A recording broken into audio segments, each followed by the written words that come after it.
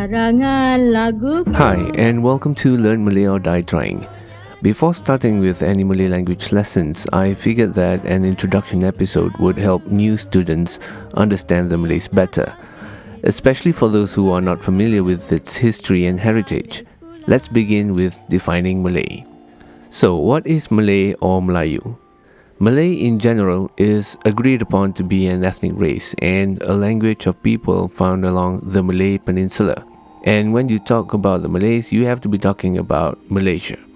I need to explain something for those of you who don't already know. Just to be clear that Malaysia is a country and Malaysians are its citizens. In fact, Malaysia is a multiracial country made up of Malays, Chinese, Indians and other minorities. So, Malay on the other hand is a race.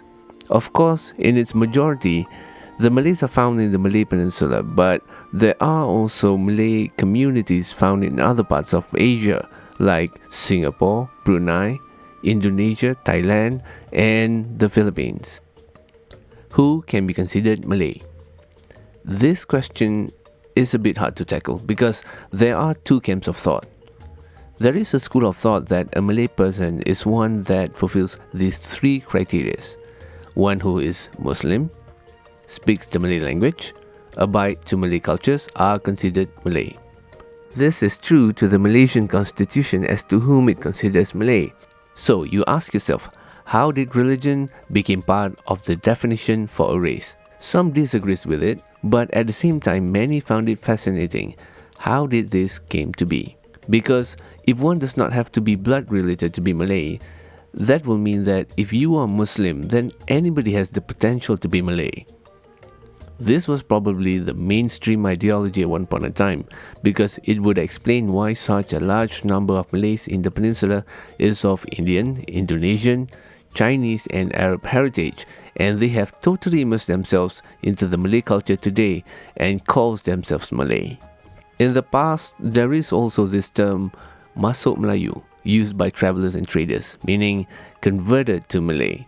Used in the era of the Malay archipelago and presently, it is still being used by some of the older generation. We will get into the Malay archipelago topic again later in part 2, which will actually explain how this mindset came to be.